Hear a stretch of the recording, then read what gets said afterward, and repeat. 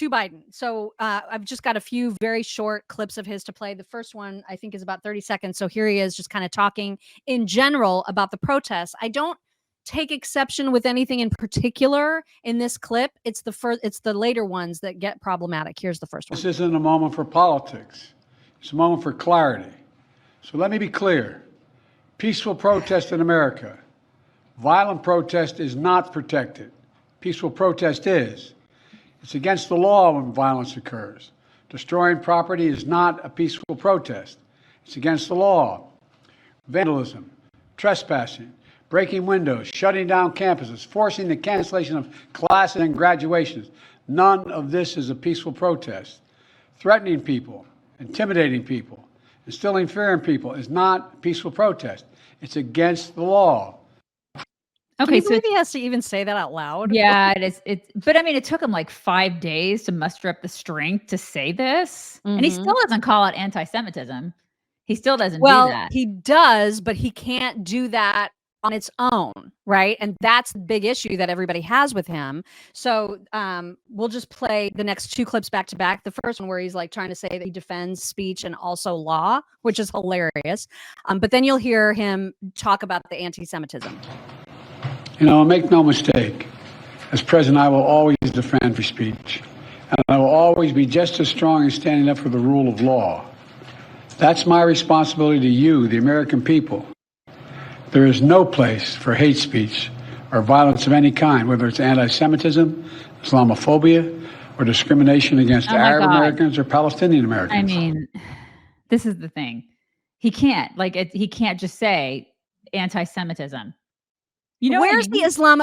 Point me to one example of Islamophobia on these campuses. Right. This is not a problem. And that's why I've said I hate the way he said this. It's like he has to play on both sides of the fence because he's so soft, this guy. I know. And you know that it took him so much strength to get out there and do the speech that he had to go back, get his ice cream and go right to bed. Yeah, this about knocked him out. Oh, it did. He couldn't. Yeah, he should totally debate Trump. And it was 3 minutes. And then, he tried to leave and reporters got to sling a couple of questions his way, which he did answer very, very briefly. Here are two of the questions. Thank you very much. Mr. President, have the protests forced you to reconsider any of the policies with regard to the region? No. Thank you. Mr. President, do you think the National Guard should intervene? No. Mr. President, do you agree with He didn't even turn around for that one. That was it. Thanks. No. Thanks for your concern for what's going on in the country, you schmuck. God, this guy. I cannot. Yeah, it's like Julie Wolf. Julie, thank you. Julie said Biden's messages was great, but only warning and theater. No threat of punishment for committing the crime. No. He might as well have said nada. I didn't think it was great. I thought it was so perfunctory and the bare minimum. And the fact that he couldn't just isolate anti-Semitism, that was a huge problem. Oh, it was a huge problem. Plus, he did it 5 days too late. Right. God. Right. And That's he exactly did it because somebody told him he had to do it. Mm-hmm. He didn't do it because he wanted to do it, because he's not a leader. This guy is he is a puppet, Jennifer. He's an absolute puppet. Gutfeld had some things to say about his statement. There's no Islamophobia present. That's right. There isn't that there. He cannot even isolate, it's pretty clear that Jews will always be treated differently, negatively. How can this be? Why can't you just say this is anti-Semitism and it's wrong instead of placing it into the context of something else? Now, when you look at the protests, there's two things you got to notice, especially the videos we were saying, mostly young women. Yeah. And a lot of people aren't talking about that, and I don't know why, but they look miserable, disheveled. Meanwhile, when you see those counter protesters, those frat boys, healthy, good-looking guys, they got it together. Yep. These women are a mess. There's something going on in our culture where leftism has led young women down a path where their only purpose they perceive is outrage. And you see this in every issue, whether it's trans, supporting Hamas, BLM. They've devoted their aimless energy into causes that serve to only undermine their future, their happiness. And we've derided motherhood to a point where their only baby is abortion. Yes. He's so right. He's absolutely right. They're just perpetually outraged. Yeah. And it's like that's their religion too. It's people are turning away from God and turning to that. And what that a is miserable existence. It is a miserable, and they are miserable. They are visibly miserable and ugly. I'm calling it like I see it. They are. They don't even they don't even take like control of their appearances. They don't even like to look nice outwardly, and they're ugly on the inside too. It is what it is. Laura Ingram, like right after she played that clip of him saying anti-Semitism or Islamophobia or anything else is unacceptable, here was her reaction. It's pathetic. Jewish students have been harassed. Other students have lost their schooling, graduation, etc. Police have been injured. And those responsible are the America-hating leftists. It's not rednecks from Mississippi. It's not MAGA people. It's the leftists, period. Nice try, Joe.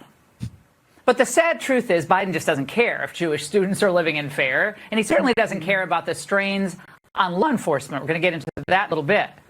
If he cared about any of those things, he would have spoken out unequivocally far earlier than he did, and with real passion, with real conviction. After all, we know what Joe sounds like when he considers the crowd dangerous.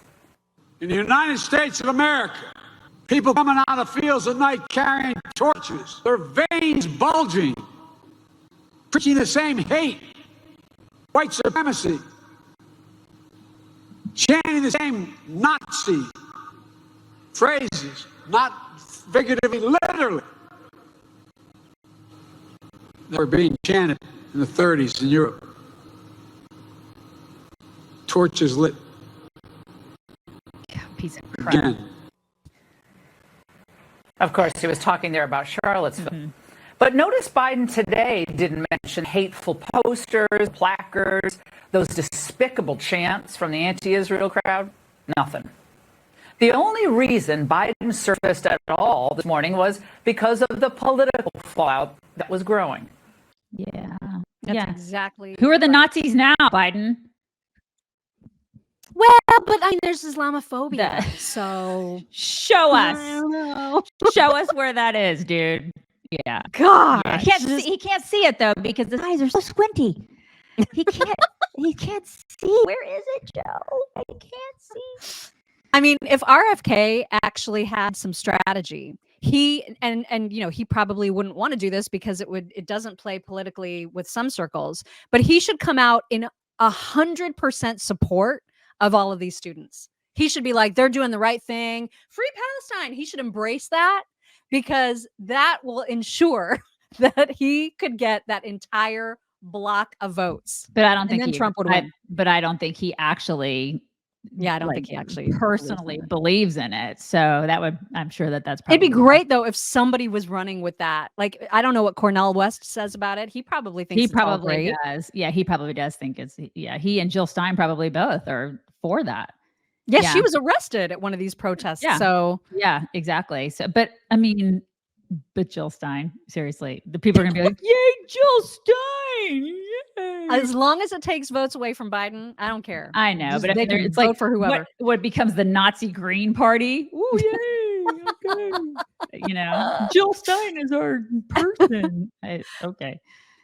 Speaking of Biden, inexplicably, just the other day, he apparently decided to call our ally, Japan, xenophobic. Okay. And so he said, and this is the quote, you can see it. One of the reasons our economy is growing is because of you and many others. Why? Because we welcome immigrants. The reason, think about it. Why is China stalling so bad economically? Why is Japan having trouble? Why is Russia? Why is anyone? Because they're xenophobic. They don't want immigrants. Oh my God. What an idiot. So meanwhile, Biden's just letting people just walk over our border. Now you're a person that doesn't follow the rule of law. They're not. Way to go, calling him xenophobic. Okay.